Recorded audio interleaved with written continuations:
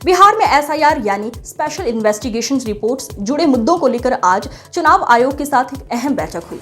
इस बैठक के बाद एआईएमआईएम प्रमुख असदुद्दीन ओवैसी ने बीजेपी और आरएसएस पर जमकर निशाना साधा। ओवैसी ने कहा कि बीजेपी और आरएसएस जानबूझकर जनता के बीच भ्रम फैलाने का काम कर रहे हैं। उन्होंने आरोप लगाया कि एसआईआर जैसे संवेदनशील मुद्दों का इस्तेमाल कर वोट बैंक की राजनीति की जा रही है।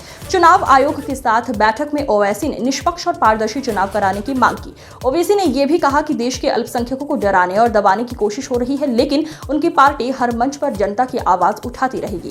बीजेपी आरएसएस के लोग समाज में जहर घोलने की कोशिश कर रहे हैं। एसआईआर जैसे मुद्दों का राजनीतिक इस्तेमाल हो रहा है। चुनाव आयोग को सख्ती से कार्रवाई करनी चाहिए। अब देखना होगा कि चुनाव आयोग इस बैठक के बाद क्या दिशा निर्देश जारी करता है। हमारे पार्टी के डेलीगेशन ने हमारे पार्टी के डेलीगेशन ने आज चीफ इलेक्शन कमिश्नर साहब से मुलाकात की। हमारा पहला उनसे पॉइंट ये था कि ये एसआईआर जो हो रहा है पॉलिटिकल पार्टी से कंसल्टेशन नहीं किया गया और हमने उनको अपने रिप्रेजेंटेशन में ये बताया है। एक एग्जाम्पल दिया है, देहरी विधानसभा का 2212 नंबर है उसका, रोहतास डिस्ट्रिक्ट में। वहाँ पर जून 2025 तक भी लोगों के नाम ऐड हो रहे थे, डिलीशन हो रहा था। तो ये जो फैसला ईसीआई ने, इलेक्शन कमीशन ने लिया, वो जून में लिया, तो इसका तो कोई जिक्र भी नहीं है क्यों लिया। और फिर सिर्फ चंद दिनों में आपने कह दिया कि इतने करोड़ लोगों के नाम आने चाहिए। फिर हमने इस सीईसी को बताया कि आखिर कोई सेपरेट मैकेनिज्म आप क्यों नहीं क्रिएट करते। जैसा अभी हमारे विधायक ने कहा कि कई ऐसे लोग बिहार के जो माइग्रेंट लेबरर्स हैं, देश के कोने कोने में काम कर रहे हैं, अब उनका राइट तो वायलेशन हो जाएगा। आर्टिकल 19 के तहत तो उनको एम्प्लॉयमेंट के लिए निकले हैं, अब उनके नाम के इंक्लूजन के लिए क्या स्पेशल मैकेनिज्म होगा। दूसरा ये है कि ये बीएलओस की ट्रेनिंग नहीं हुई और उसकी एग्जाम्पल ये है कि आपको कोई भी उनकी हैंडबुक नहीं मिलेगी। जो भी ट्रेनिंग होती है बीएलओस की, उसकी हैंडबुक मिलनी चाहिए और मिलती है, वो अब की बार नहीं मिली गई है। हमने उनको ये भी बताया है कि बिहार में डॉक्यूमेंट्री प्रूफ का तो जिक्र अख्तर उल ईमान साहब ने आपके सामने कर दिया। पहला उनका प्रेस नोट देख लीजिए 24 जून का, उसमें उन्होंने क्या कहा। फिर उसको उन्होंने अमेंड किया 30 जून को, कहा कि 4.93 करोड़ वोटर आएंगे। अब 6 जुलाई का नोटिफिकेशन देके कह रहे हैं कि आप नाम डाल दीजिए, डॉक्यूमेंट्स बाद में दीजिए। तो ये जो इस तरीके से इलेक्शन कमीशन जो एक्सरसाइज कर रहा है, ये हमारी नज़र में it reeks of administrative malafide, suffers from non application of mind. और हमने सीसी साहब को कहा कि आप दो या अब 25 में आप कह रहे हैं कोई डॉक्यूमेंट दो, तो ये हमने उनसे पूछा और हमने उनको बताया कि आपने 2024 में जो वोट डालने दिया, आप 25 में डॉक्यूमेंट पूछ रहे हैं, तो ये तो 2 क्लास ऑफ वोटर्स आपने क्रिएट कर दिया, जो आर्टिकल 14 का वायलेशन है। आप कोई रीजनेबल जस्टिफिकेशन नहीं दे पा रहे हैं।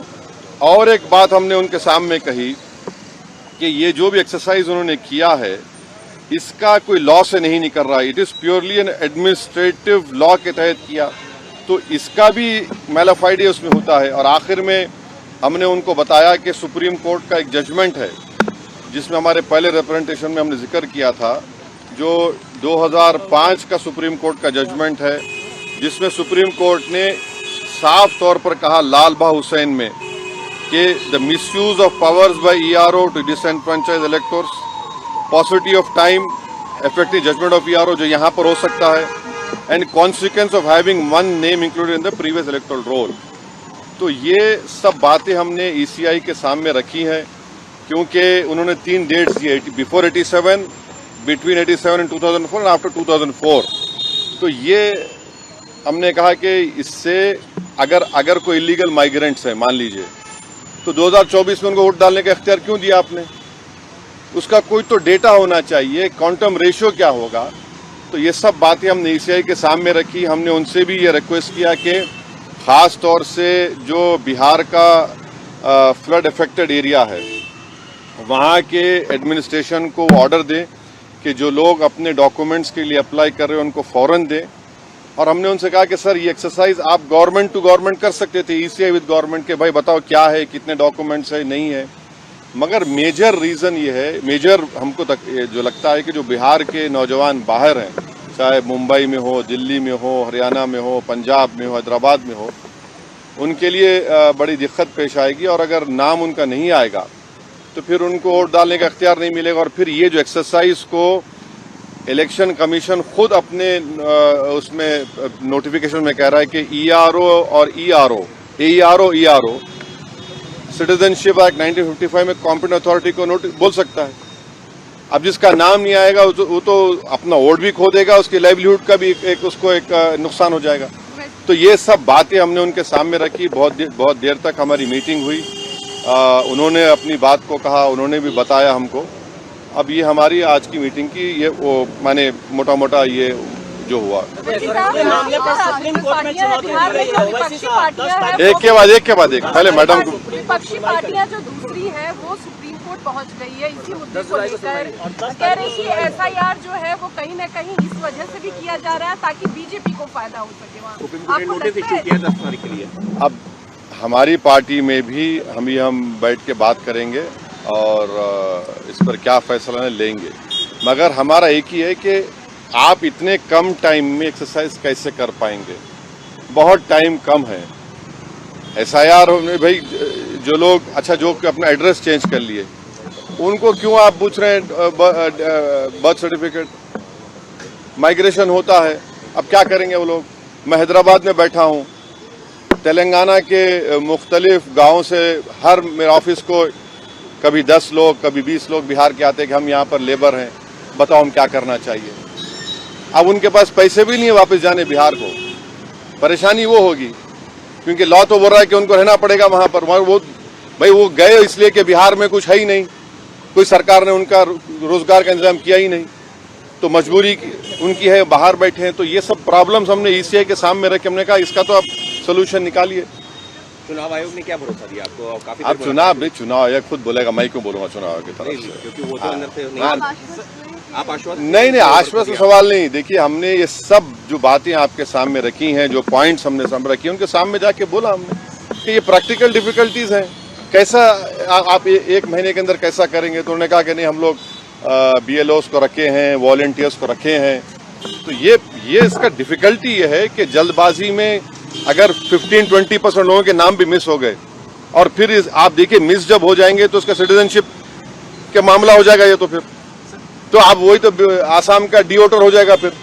तो ये अप्रीहेंशन है, ये जेन्युइन अप्रीहेंशन है। सर बिहार कानून व्यवस्था को लेकर बांग्लादेशी रोहिंग्याओं को निकालने के लिए एसआईआर है। अरे देखिए फिर 2024 में किसको वोट डालने दिया आपने? 24 में आपने वोट दिया, मैंने वोट डाला बिहार में। हमारा देखिए एक सिनारियो विजुअलाइज करिए आप लोग। अगर कोई लोकसभा के चुनाव में 20,000 वोट से हार गया कोई, और अभी एसआईआर के बाद उसी के पार्लियामेंट सांसद में 20,000 कम हो गए, तो फिर वो क्या करेगा बेचारा? उसको राइट मिलना चाहिए, राइट तो रिकॉल तो हमारे पास नहीं है। तो इसीलिए हम कह रहे हैं हम एसआईआर के खिलाफ नहीं, आप टाइम दीजिए ना। विपक्ष कह रहा है कि जो विपक्ष के वोट हैं वो कटवाने की साजिश। देखिए सीमांचल की हद तक बीजेपी RSS बार बार ये भरम, ये झूठ फैलाती है कि यहाँ पर बांग्लादेश के लोग आ गए हैं। कहाँ है बताओ हमको, एक तो बता दो। 71 में बांग्लादेश बना, जब वो लोग नहीं गए, इस सरजमीन को उन्होंने माना, वहां पर भारत की वॉर ऑफ इंडिपेंडेंस में हिस्सा लिया। बल्कि सीमांचल इलाके में अख्तर भाई बोलेंगे वहां पर तो इतना बैकवर्ड इलाका उस वक्त भी था, आज भी है, कि लोगों को लाकर वहां पर कैदी बनाते थे। क्या अख्तर भाई? तो ये हमको इस बात का भी डर है कि जो बार बीजेपी RSS बोलती सीमांचल ऐसा हो रहा है, जब कहाँ है? पूरे भारत का सबसे अंडर डेवलप्ड एरिया अगर कोई होगा तो सीमांचल होगा। अब वहां पर जमीन कट जाती है। आपने सुना, आपने क्या कहा कि कई 2017 में कितने 8 गांव 7 पंचायतें गायब हो गई। अभी भी आप जाएंगे हर साल वहां पर हजारों एकड़ जमीन कट जाती है। तो ये चीज है।